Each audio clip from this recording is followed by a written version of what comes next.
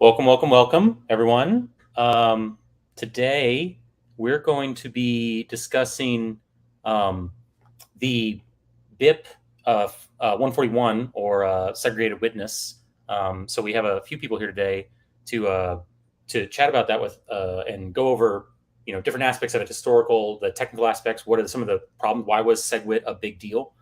Um, and this is the first in what we hope to be a series, like a discussion series, on improvement proposals across the space in Bitcoin and Ethereum and Cardano and Polkadot and other big ecosystems, just so that we can, for ourselves, understand as well as educate and have discussions and engage discussions with the broader community.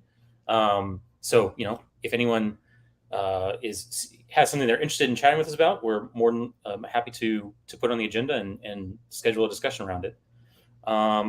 Okay, really quickly, I guess maybe, I don't know if we've all been together before. Do we want to go around and just introduce ourselves? And then I know we've all been on these things, but then we can maybe hop into segwit. So Chris, let's start with you. Absolutely. Thanks, James. Chris Georgian, co-founder along with James and Topple's managing director. Super excited to be having this chat today, and we some technical, some non-technical, some governance, some community. Should be a lot of fun. Aaron, you want to go next? Sure. Thanks, Chris. I'm Aaron Schutz. I'm director of research with Topple. Looking forward to discussing segwit a little bit. So, thanks for having me. Go ahead, Hans. Hi, everybody. My name is Hans Behrens. I'm a senior research scientist here at Topple. I'm here mainly not to provide technical information. I'm actually here to learn along with you guys. Go for it, Nick. Oh, we can't hear you. You seem to be muted. There you go. It's on my mic. I'm Nick Edmonds, head of developer ecosystem at Topple, and I am here to provide some color context because I was around and very involved back in the day with all the history of the contentious forks involved with segwit back in 2017. Nice. And then, as Chris said, I'm James. I should have introduced myself in the beginning, but I'm the CTO and one of the founders with Chris, along with Chris. Heck yeah. So go ahead and pull up the screen really quick. Sorry about that, Sean. Okay, scroll up there we go. My bad. So segwit was a proposal, a Bitcoin improvement proposal for combating. It was proposed as a way to as a solution to this problem called transaction malleability. So it was proposed by, I'm gonna butcher these names: Eric Lombroso, Johnson Lau, I'm not sure, and Peter Wool. Man, I really got to work on my names and who are people in this space. It was primarily to like I said, to address this problem of transaction malleability. And so we have a really good example to go through in a second for what transaction malleability is. But one of the why it's kind of so notorious. I don't know. Does anyone want to take a gander? Maybe if we scroll down to the table of contents, we can maybe get someone to guess why this might have been such a contentious, or why it's such a notorious point in Bitcoin's history. Oh, I'm sorry. It was a bit of a if anyone wants to jump in and contribute there, that was where I was. It wasn't so much a question, such as what of these things do you recall or were talked about, or what were on the mind, before we go through the whole thing. What had you guys heard other than transaction malleability was an issue of segwit or something addressed by segwit? Well, I think. I guess I'll. Oh yeah, go ahead. Yeah, so I was just going to jump in here because at the time that all of this stuff was happening, I was not very. I didn't have much expertise in blockchain. So I didn't really understand the details of what was going on. So I'll just share kind of like what I can remember from that time. Maybe Nick can like fill in the gaps of sort of the nuance that I missed. But from my recollection, which is, like this is years ago, so it might be a little rusty, but there was some discussion in the Bitcoin community about scalability. How can we actually increase the amount of transactions that we can process? And I think one of the proposals was, to just increase the block size. Bigger blocks means more transactions.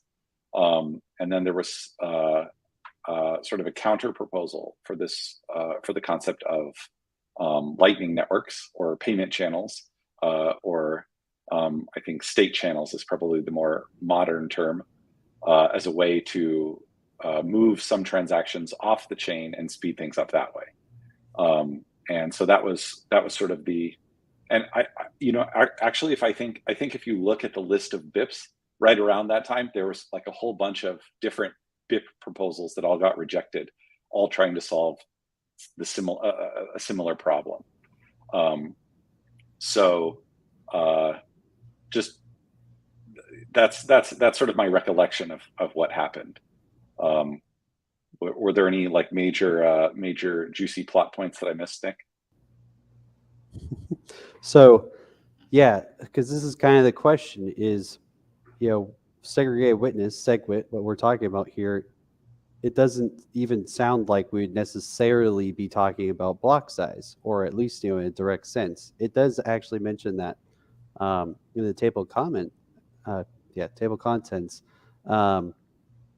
But, the original intention of segwit was not necessarily to reduce the size directly. It was actually to remove or move out the witness from transactions to prevent transaction malleability.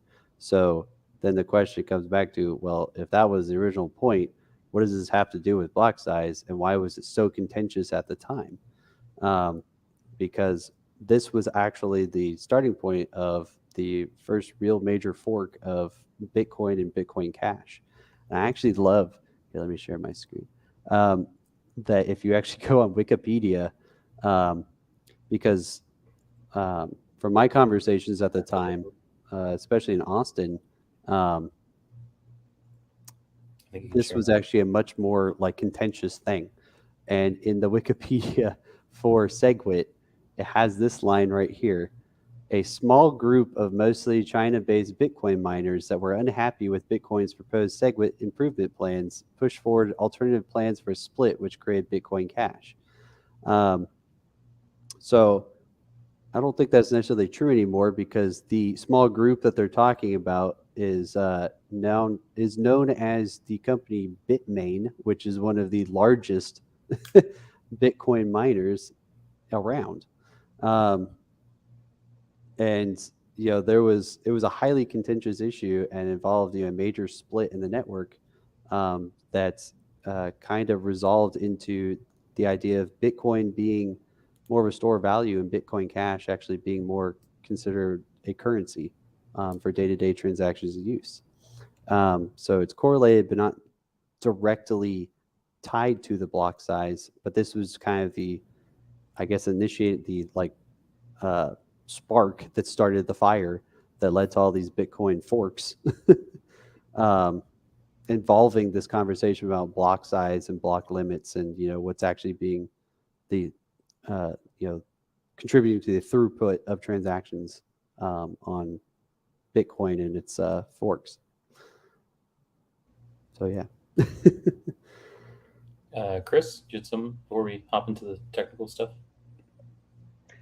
No, I think it's just, I wanted to kind of maybe flag for everyone how relevant this conversation is right now, given, what's happening in the Ethereum community. They had the third and final major merge that they were working towards, kind of in advance of, merging into the Beacon chain on mainnet. And there's really starting to be, at least according to some of the things I've been paying attention to, lots of conversation around potential forks that Ethereum might go through in this process. And I think the Bitcoin forks in particular are very interesting, given, as Nick was just highlighting, how miner driven they were.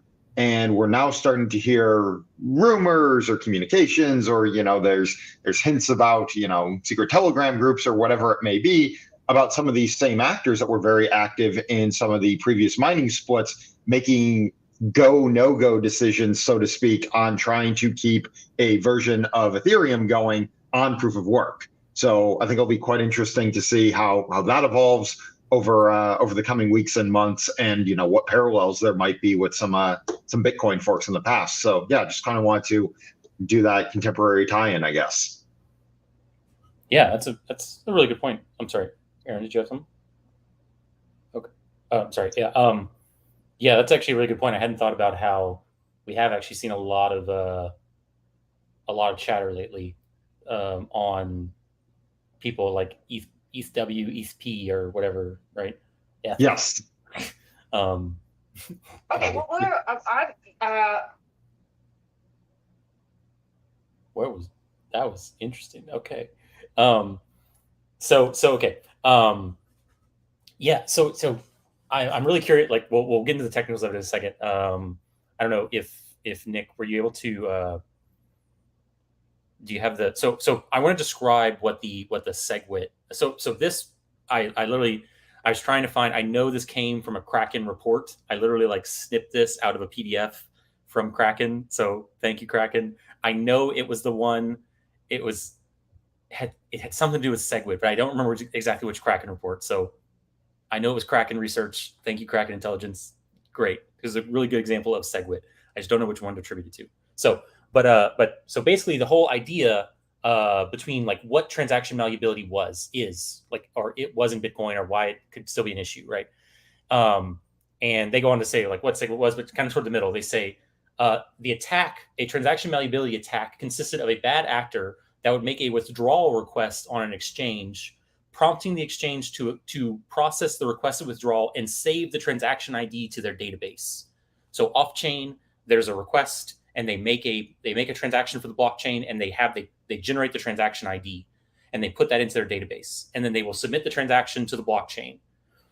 But then the attacker would then intercept the broadcasted transition, malleate the transaction. So there's a problem in the signature routine that they chose, and how they decide to construct the transaction ID itself, that they included a signature. So a little bit of color there, but that's when they say malleate. That's what they would do. They would pick another curve that would still give a valid verification of the signature, but it would produce a different transaction ID. So that's what we mean by malleate. So they would, where was I? They would malleate the transaction and resubmit it with a different transaction ID. So what they're doing is, so that the exchange gets the requests from the user, they create a transaction and record the transaction ID in their database, submit it to the blockchain.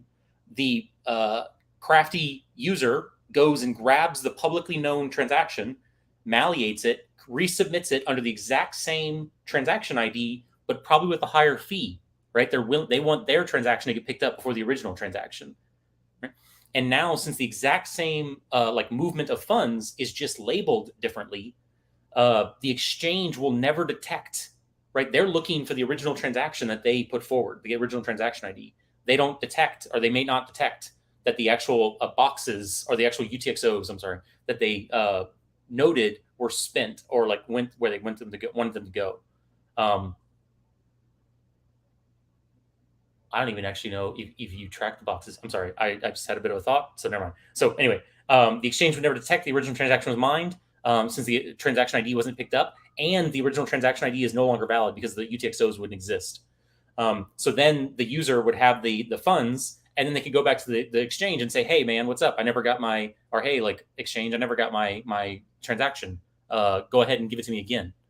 Right. So it's a form of double spend in a way, I guess. Not exactly double spend. Disregard that. Strike that last thing I said. Don't worry about that. Sorry. But is this so? Anytime someone says transaction malleability, that's what they're referring to. Is this sort of thing? There can be other types of malleability. Malleability is just a very, very, very pernicious and important problem to consider in blockchain construction, and one of the many, many reasons blockchains are hard. And anyone who tells you they know how to build a blockchain needs to prove to you they know how to build a blockchain. And you shouldn't take it at face value. Even us, even me, even the people on this call. Okay, awesome. So I just want to describe. Thank you, Nick. I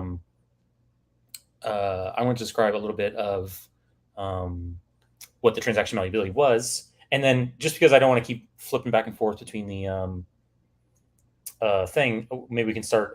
If you're interested in pulling up the BIP that we were just looking at, it's it's BIP 41.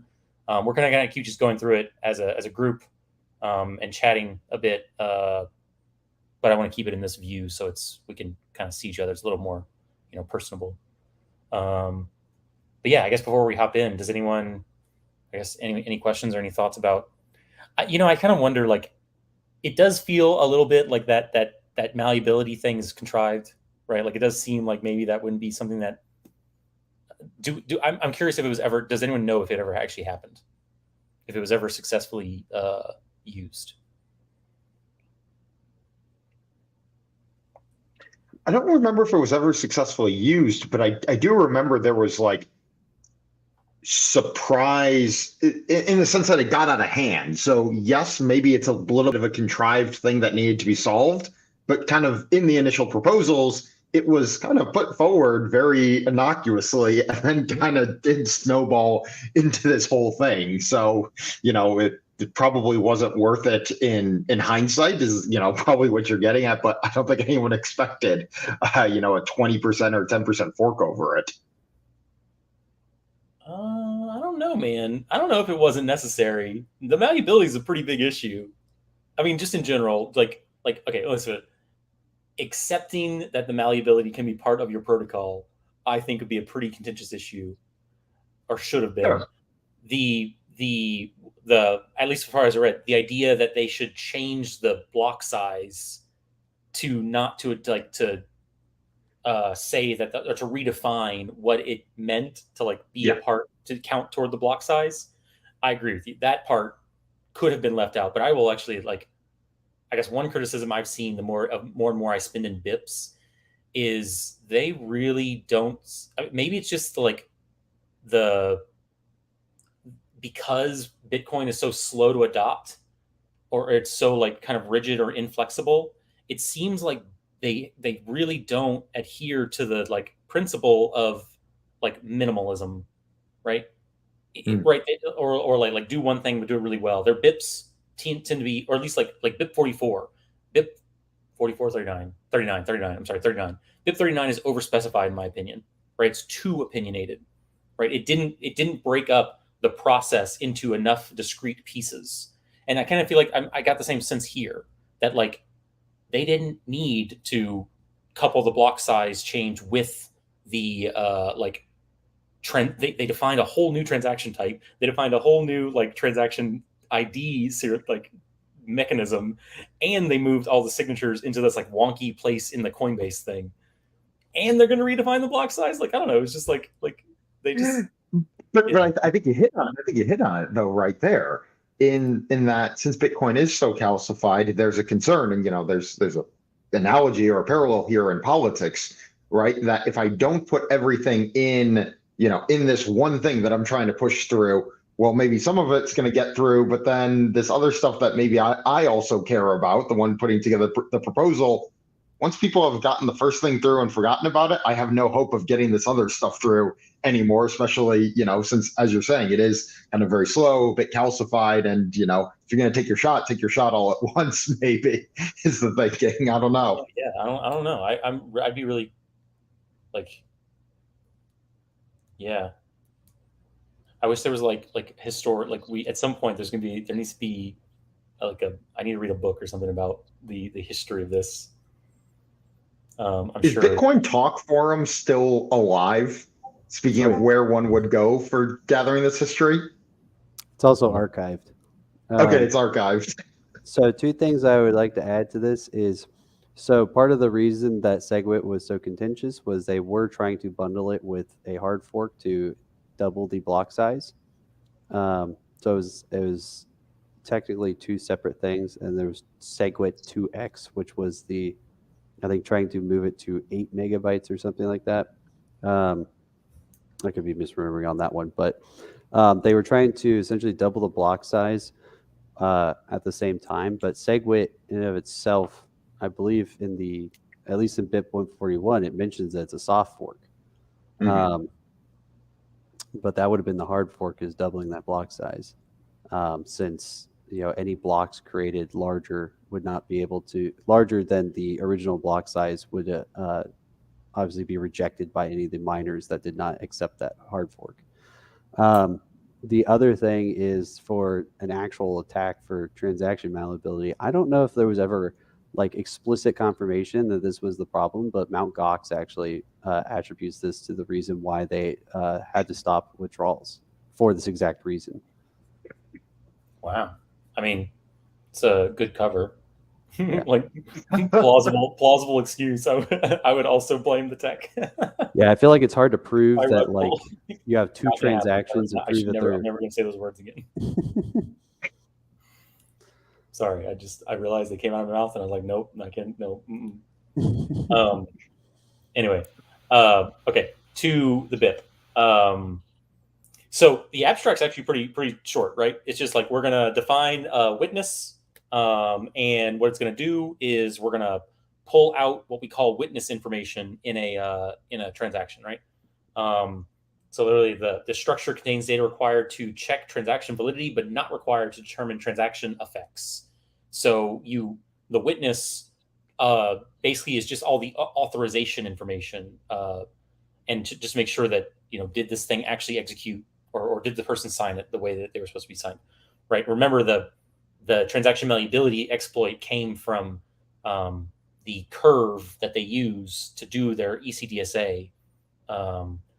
It is not I'm going to get into dangerous territory. Maybe Aaron can save my bacon, but my understanding of it is, it's basically there's a symmetry in the y-axis, and so given a single point, you can always reflect and there's another point on the defined on the curve that will also satisfy the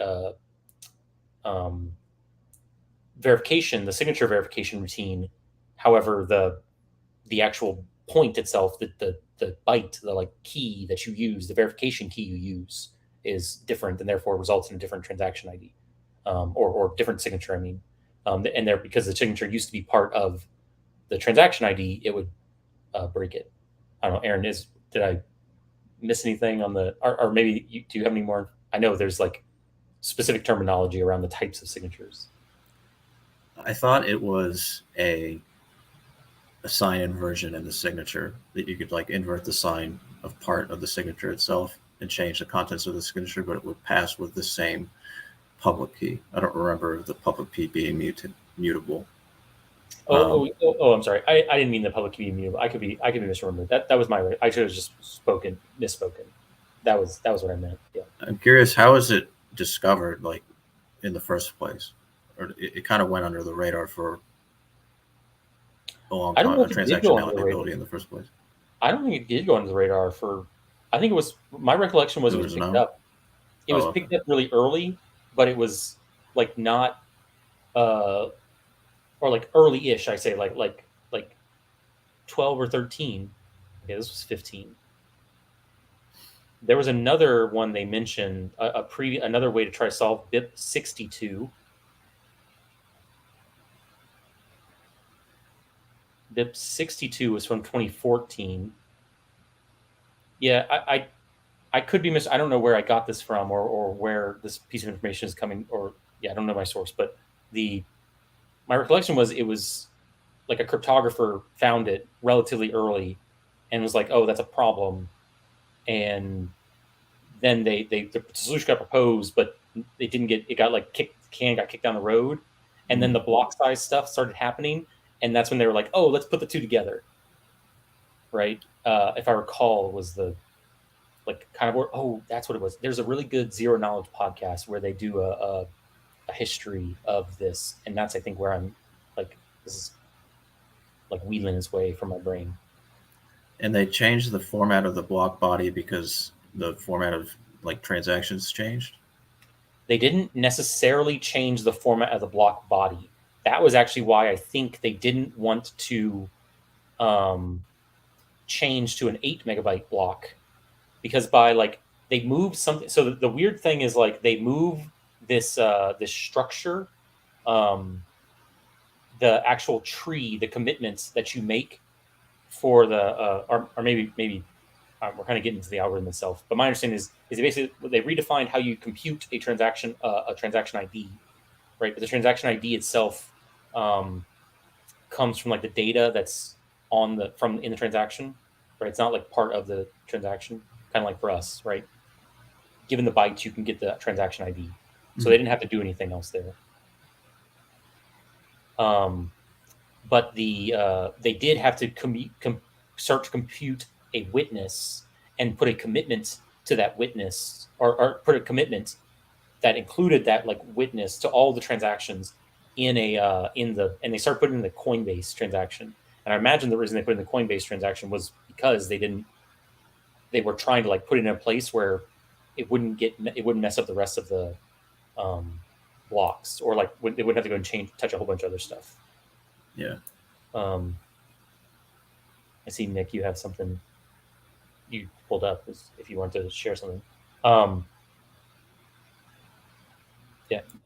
for it. Oh, I was just looking at, so because there is that difference between so segwit in of itself was mainly about this was splitting out the witnesses from the actual transactions. So segwit 2x is what I was trying to remember.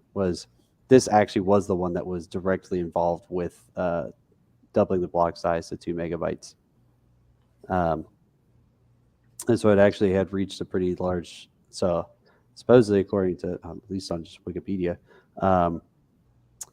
it had actually reached a particularly large consensus based on the hash rate, but was actually, since this was the one that introduced the doubling the block size and all the controversy around it, I think this is what kind of like pushed most people over the edge, as far as like segwit and segwit 2x both got wrapped up in this controversy, and that's what led to the split of Bitcoin Cash. Yeah, and then so yeah, Nick, that was, if I'm remembering correctly, like the New York consensus or something like that. It had New York in the name of the proposal because Digital Currency Group, I believe that was who was behind it, basically like convened this special group where they had like a bunch of closed off meetings, so to speak, to work towards that. And I think it was like kind of, at least in part, the nature through which Digital Currency Group tried to just, kind of pull together influential stakeholders that like ended up excluding some people. And I think that also was one of the things that like hurt its popularity, because it like people weren't happy with how those conversations were had or something like that. But yeah, it was like the New York Agreement or the New York Consensus, something like that, I think.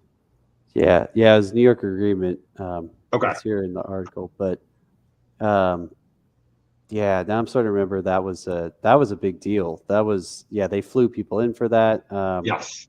They basically equated it to a bunch of bankers, all meeting in a private room up in a penthouse and basically hashing out like the future of Bitcoin. That was a very big deal. So this was, because we're talking at the time, Bitcoin was only worth a couple of grand, and so if people back then knew the Bitcoin was, they probably were very aware that at some point Bitcoin was probably worth a lot of money, but going from $2,000, $3,000, $4,000 to where we are now, I think is probably would color that conversation a little bit more based on the people that were in that room and see where they are now. That would be I would be to have been a fly on the wall in that room, right? Yeah. Okay, so maybe I know I just wanted to get to the actual like how it works kind of thing for a second, because I think it's honestly so crazy how short and like simple this BIP is compared to like the notoriety it has, right? So this is the original way of constructing transaction IDs, the double SHA-256 hash of this. So Bitcoin, I love that Bitcoin had time locks from like day one or like very early.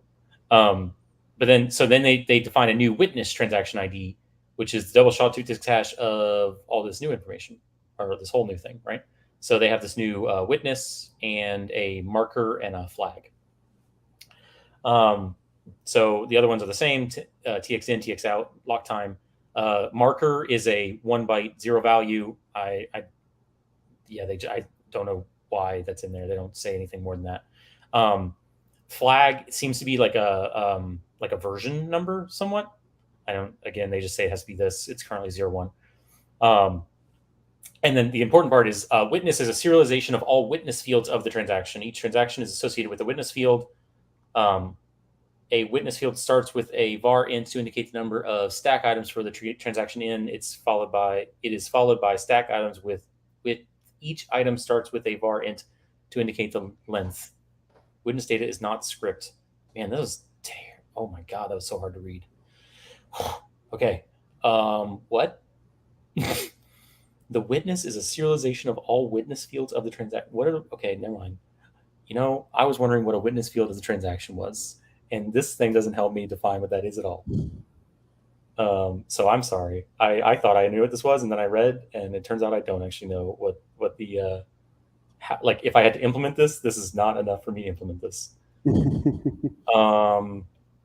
Commitment structure. So this is the part that I thought was most interesting. So that's just like how you compute the thing, right? Like what you're supposed to do, the new part of it. Then the actual structure, though, like what do you do with those witnesses is very interesting. And this is where all the contention comes, right?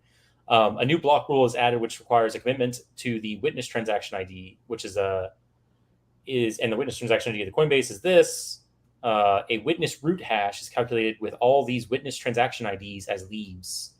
And so you get in a similar same as the hash Merkle root, which is how you do create the like transaction root that we put in our headers, right? Or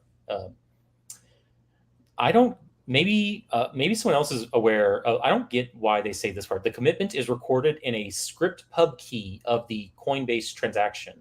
It must be 38 bytes with the first 6 bytes of this. That is blah blah blah. So maybe I don't understand why they have to say this commitment is recorded in a script pub key. Like, is that the are they saying like we're gonna yeah, I just don't. It seems so weird to me why you'd have to specify that. I don't know. Yeah. Anyway.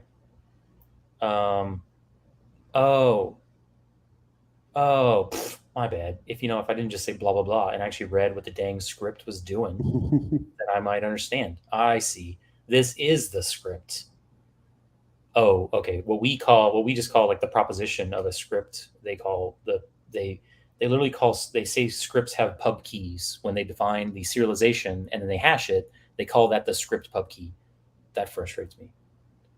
Or they construct the script pub key, whatever. Okay, now I see why they have to say this here. My mistake. See, we're learning together. This is what we're doing. My bad, guys. Why is this thing not going away? Go away, please. All right. Well, you're not going away. So, so now then we have the witness program. So this is how you actually verify that the commitment that they made. Let's see. So the witness program, a script pub key or redeem script that consists of a 1 byte push opcode followed by a data push of between 2 to 40 bytes gets a new special meaning. The value of the first push is called the version byte. The following byte vectors push is called the witness program. And there are 2 different types of witness programs.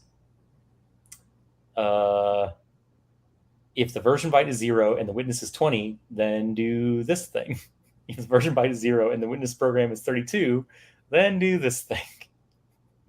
If the version byte is 0, but the witness program is neither 20 nor 30, the 32 then fail. If the version byte is 1 to 16, no further interpretation. of witness program or witness stack happens, and there's no size restriction for the witness stack. These versions are reserved for future extensions. That's great. Good extensibility. I like it. This is, whew, man. Yeah. So this like, look, these are like the 5 or 6 lines that cause all that contention.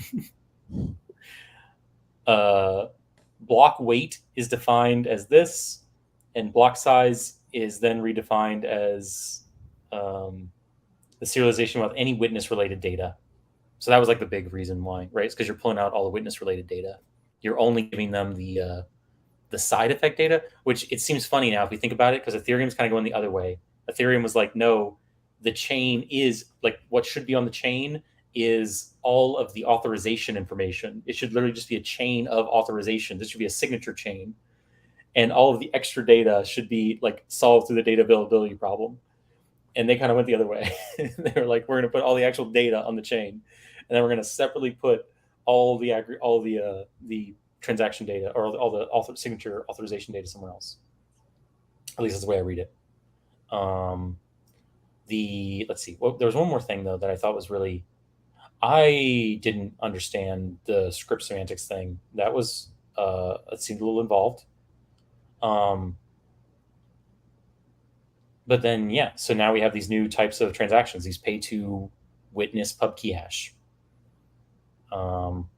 where the witness would be some signature and a pub key, and I guess since it's a pub key hash, you don't have is a version 0 pay to witness pub key hash. So we don't have script stick. Obviously, I don't know how to read segwit. Question. Yes. Do you understand why they went to this like weight unit for block size instead of just raw data limit or data size? I think it was so that they could weight, as in weight. Okay, I'm sorry. I just wanted to say, like, weight doesn't. It's just a scaling. It's just a proportionality applied to the actual number of bytes, right? It's not the.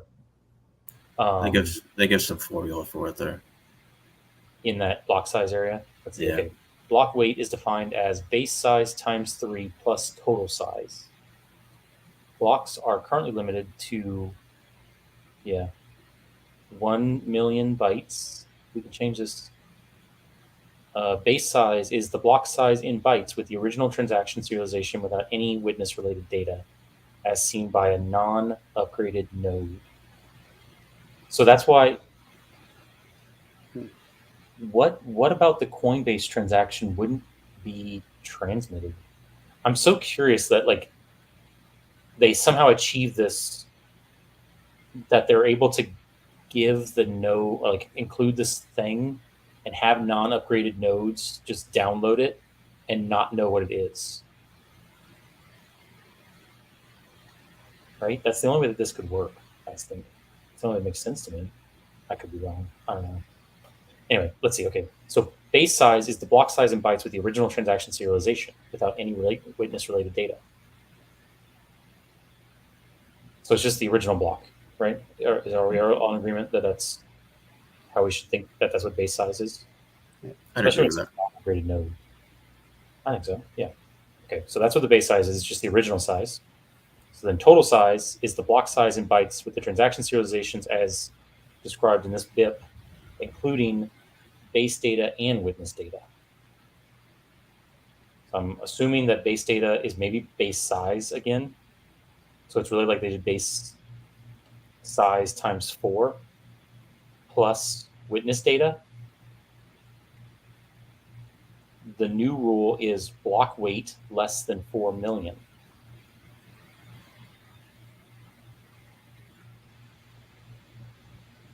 If you click on the superscript, for rationale, it will give a slightly more clear explanation of why it needed to be redefined in terms of weight. Rationale of using a single composite constraint instead of 2 separate limits, such as 1 megabyte base data and 3 megabyte witness data. Right. So that seems to be why, because they were trying to separate the two of them, right? Using two separate limits would make mining and fee estimation nearly impossible. Miners would need to solve a complex nonlinear optimization problem to find a set of transactions that maximizes fees given both constraints, and wallets would not be able to know what to pay as it depends on which of the two conditions is most constrained by the time miners try to use blocks with their transactions.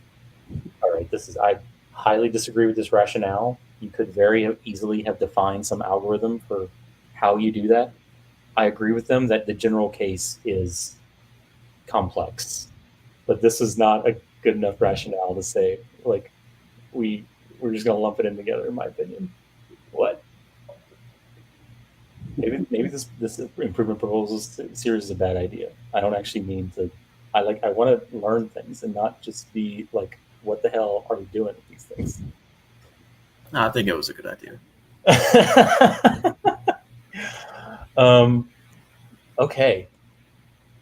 Once a set of transactions hits the base data 1 megabyte constraint, up to 3 megabyte extra data could be added to the witness by just minimally increasing the fee.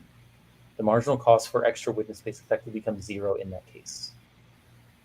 So I guess that's what they wanted, or at least their rationale is, we want people to pay for the like on-chain data and not, oh wait, you guys can't see. I'm so sorry. I only have one tab.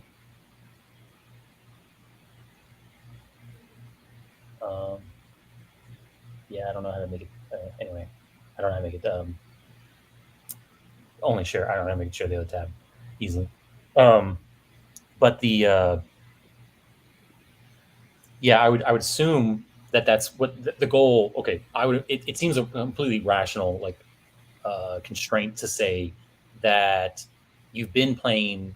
The whole fee and all the fees and all the wallets and everything are set up to support 1 megabyte block limits, and what they really care about are the ledger transactions, not the signatures or the authorizations. They care about the meat and potatoes part, not the authorization, right?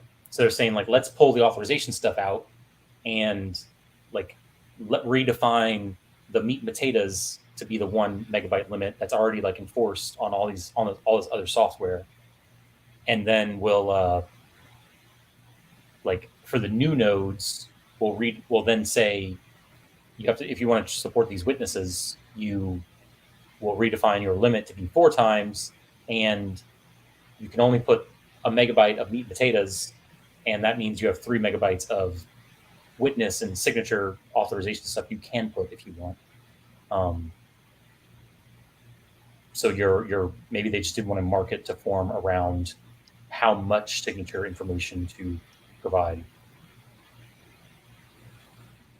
I don't know. It seems weird. So does this transaction format persist to this day on the Bitcoin network? I don't know if anyone else has any experience. I've seen that.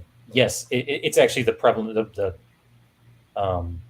I think it's this with the Taproot upgrade.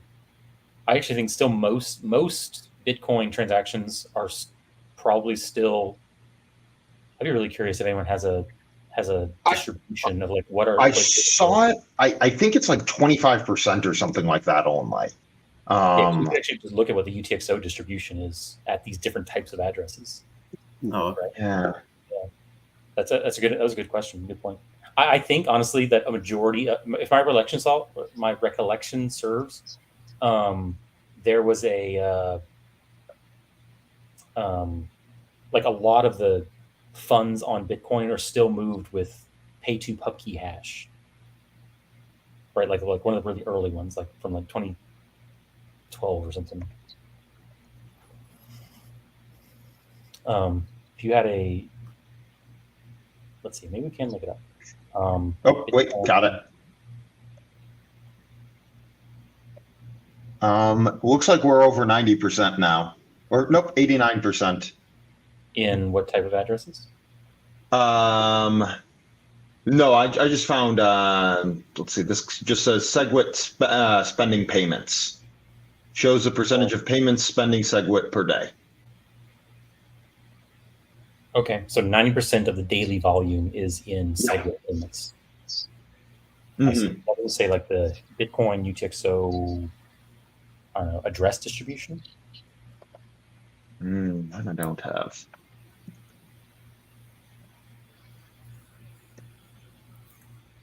Yeah, I don't know the right term to search. My Google Foo is failing me. But it is a much more complicated like transaction thing to do segwit transactions. Like I don't know if you ever see like the transaction IDs look very, very different, and they're very confusing. Like just because they um, they try, at least the block explorers I've seen try to distinguish them from normal addresses, right? But they don't. Block explorers have not figured out a good way yet to show people the type of contract encumbering their token. And so that's why I say that they're like look really weird.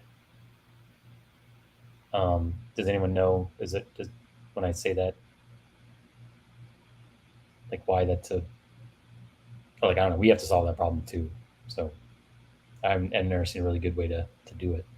We need like little icons. We need to always start working on a list of like every contract has a different icon.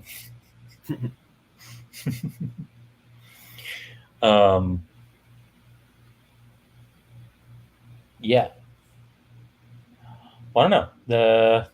So for how small this, or like, seemingly innocuous this change was, and obviously and also kind of random, right? Really all he did was like say, here's the definition for a witness transaction ID.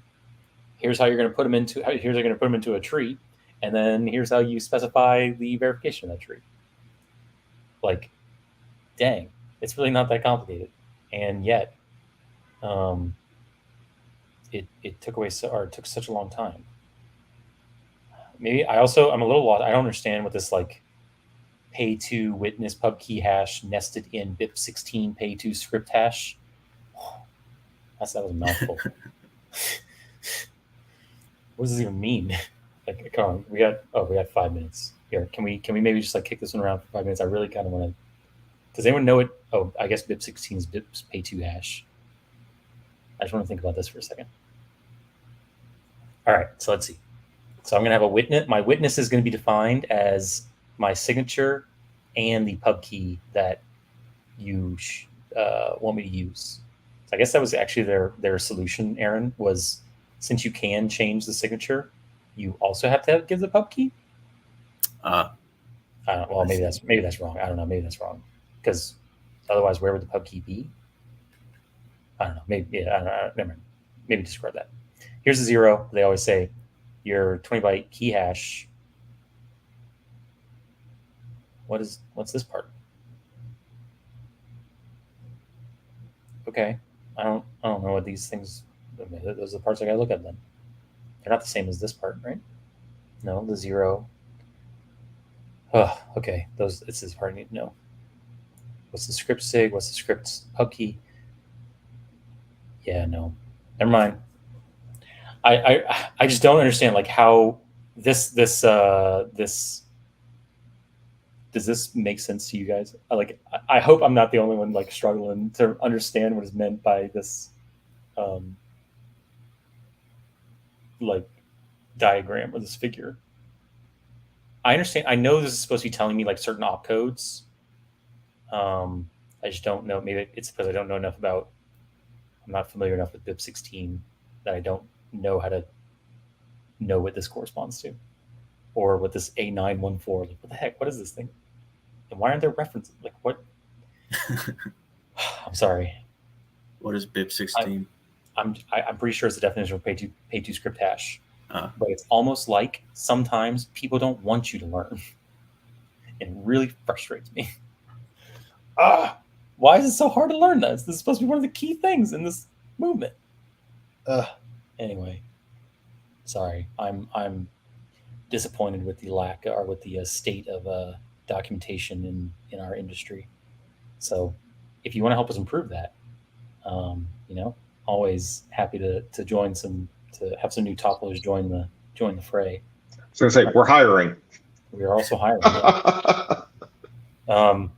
All right, so maybe I don't know how successful our inaugural edition of the discussion series was, but any closing remarks? Hans, did you learn something? Not as much as I was hoping. Right. I think I really got the impression that if you already knew, like if you had already been working with Bitcoin for a while, if you were a Bitcoin developer, if you had written a Bitcoin wallet, then probably it would make perfect sense to you, because you have a foundation of knowledge and it tells you, sort of like it's like a diff, basically.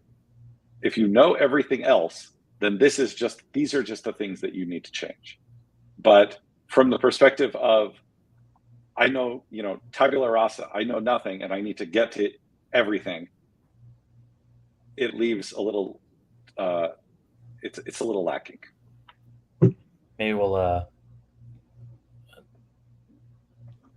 the whole point of these things was to be able to like talk about them and see, like, I feel like we're pretty reasonably like intelligent people.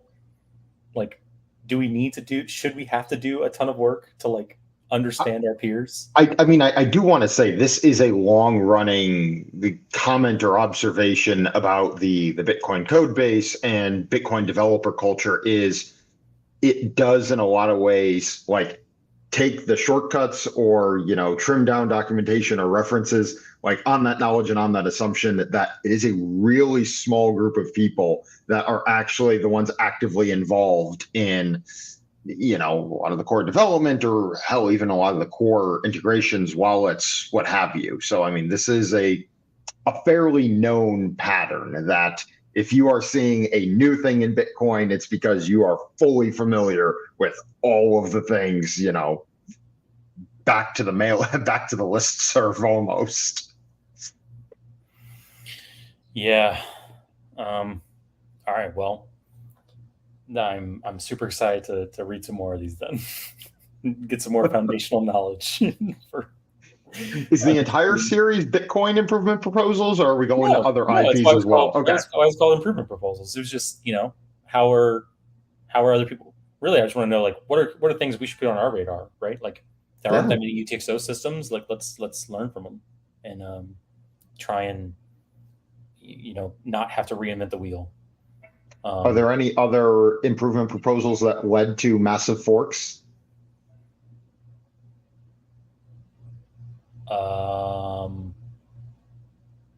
I mean, not that I know of. I was going to try and make a joke around the ETH thing. How it probably should have been a proposal of some sort, but it was just more like a by fiat or a by command. So, yeah, I think this is the only one that really was contentious. But there are some other big ones. We can talk through like 44 and we just like walk through and like have people really ground. I mean, it took me a very long time to I say very long time. It took me longer than I think I expected it to take me to understand like root key derivation or root key generation and child key derivation and just like the steps involved. And a lot of that stuff is hidden from people. And I feel like if developers understood it more, if it was like better laid out to them, maybe we wouldn't have as many problems as we have. I'm not saying we'd get rid of problems. By no means, people are always going to take shortcuts, but maybe there would be less if we like educated people on all the hard stuff we're doing, or at least try to make an effort to educate people, which I think there are a lot of people who try. So, us included. So, if you want to, be involved with us, hang out in Discord or send us suggestions for different improvement proposals or requests for comments or things around the space that you want to see or see us talk about. Please feel free to drop them in the comments down below, or join the Discord, ping us there, find us on GitHub, any of our socials, Twitter. There we go. Thank you. That's what I was looking for. Everything's on the link tree, so up there in the top right. And you can find us on Twitch and GitHub, Twitter, LinkedIn, Discord, at topple.co, and our hiring at angel.co as well. So thank you everyone for joining me today for our inaugural improvement proposal discussion, discussion in so episode 1 of our discussion series, and I'm really excited for next time. And yeah, hope everyone has a good evening, and we'll catch you later. Bye, everyone. Thanks, y'all. Bye.